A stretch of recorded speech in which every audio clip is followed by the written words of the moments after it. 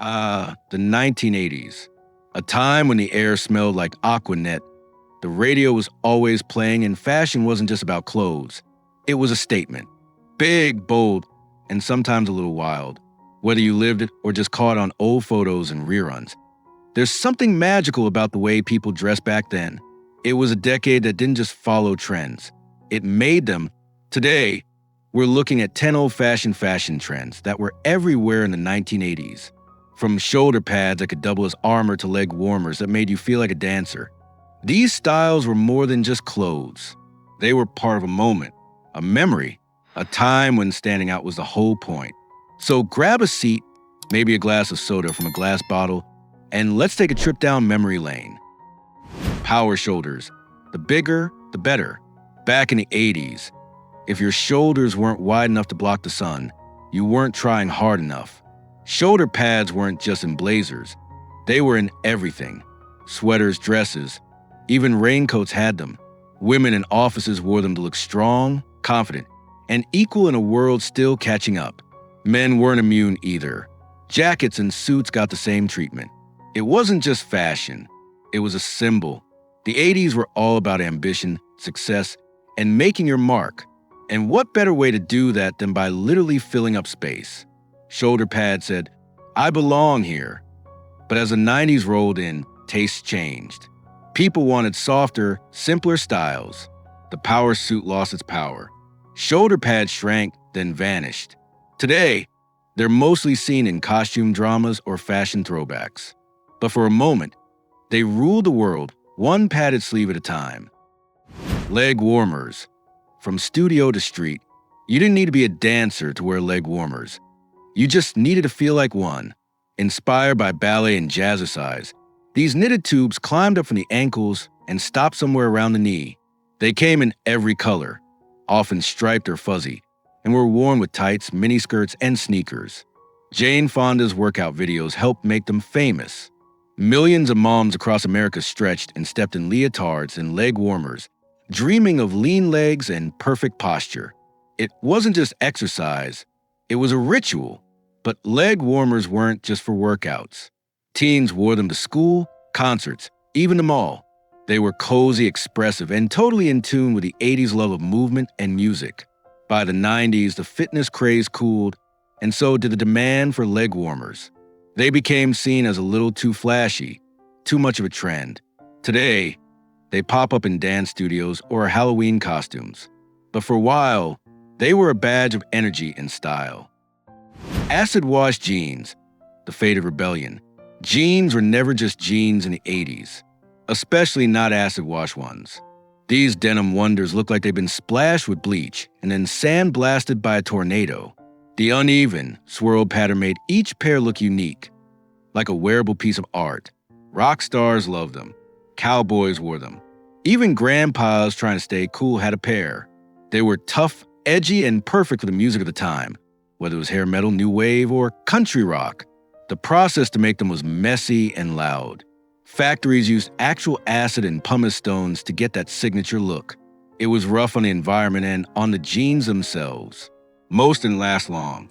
As the 90s brought in grunge and a love for raw, natural denim, acid wash faded out. Today, you might see them in vintage shops or on retro fashion lovers. But in their prime, they were a denim revolution. Members-only jackets. The cool guy's coat.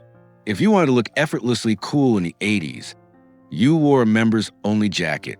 Sleek, black, with a snap collar and a red, white, and blue trim. It was a uniform of the smooth talker, the guy who leaned against lockers like he owned the hallway. It wasn't actually for a club. Anyone could buy one. But the name made it feel exclusive. Like you were part of something. Movie stars wore them. So did teachers try and seem hip. The jacket was lightweight, made of synthetic fabric, and surprisingly warm. It zipped up tight and had that click when you snapped the collar. That sound? That was cool. But by the late 80s, they got oversaturated. Everyone had one. And soon, they became a joke, worn more for laughs and style. Today, they're a punchline, a meme, a symbol of 80s overconfidence. But back then, they were the real deal. Parachute pants, built for movement and wind. made from shiny, crinkly nylon that sounded like a potato chip bag when you walked. Parachute pants were designed for breakdancers and kids who wanted to spin on the floor without tearing their jeans. They had zippers everywhere, on the legs, the pockets, even the knees. Some had flaps that opened like airplane wings. They were flashy, functional, and fun.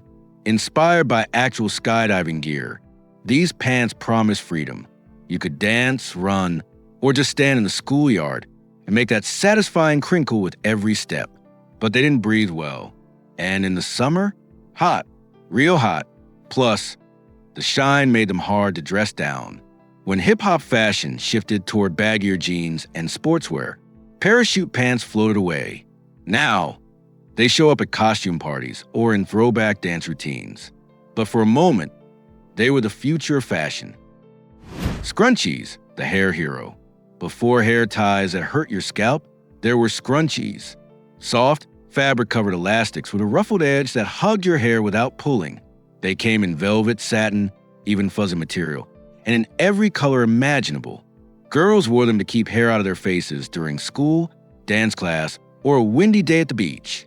They weren't just practical, they were cute. A little bow of personality on the back of your head.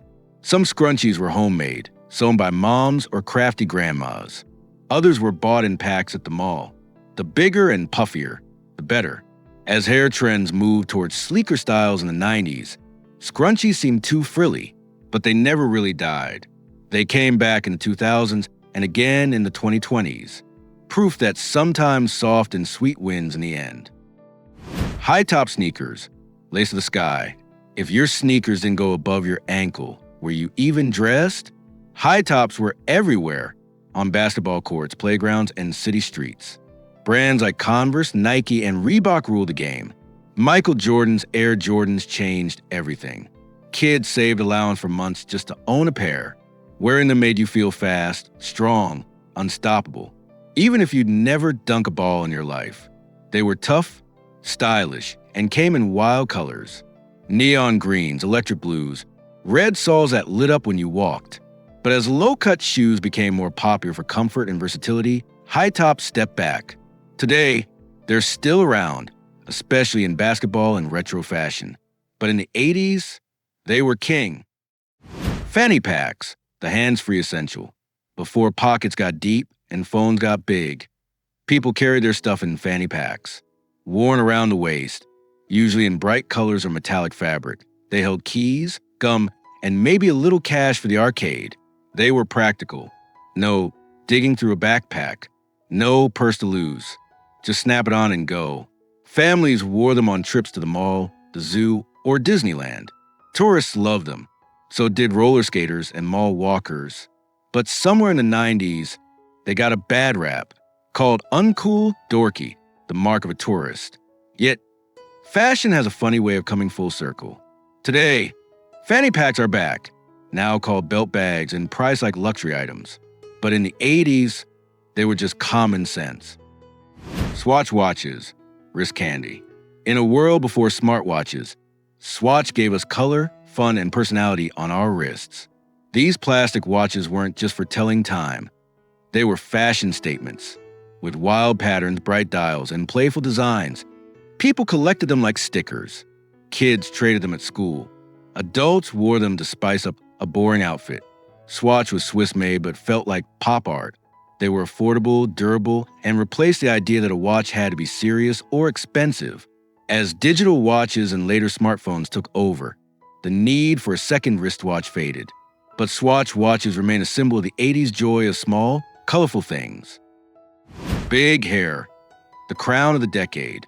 No 80s look was complete without the hair. Big, tall, sprayed within an inch of its life. Women used rollers, teasing combs, and cans of hairspray that could stop a bird in midair. Men weren't shy either. Think mullets, perms, and feather styles that took an hour to style and seconds of ruin in the rain. Hair was identity. Rock stars, TV stars, even teachers had their signature look. The bigger the hair, the bigger the dream. But all that product wasn't kind of hair or the environment. And as the 90s embraced grunge and I just rolled out of bed styles, big hair deflated. Now, It's remembered with laughter and awe. Was it practical? No. Was it unforgettable? Absolutely. The 80s weren't subtle. They were loud, proud, and full of life. These fashion trends might look wild to us now, but back then, they were just part of everyday life, a way to express who you were or who you wanted to be. Maybe you wore some of these. Maybe you're seeing them for the first time. Either way, they're more than clothes. They're memories. If this trip down memory lane brought back a smile, a story, or even a laugh, hit that like button. Share your favorite 80s look in the comments. Did you rock leg warmers? Swatch watches? Big hair? We want to know. And if you love stories from the past, don't forget to subscribe, because there's always more history in the rearview mirror. Until next time, keep the memories alive.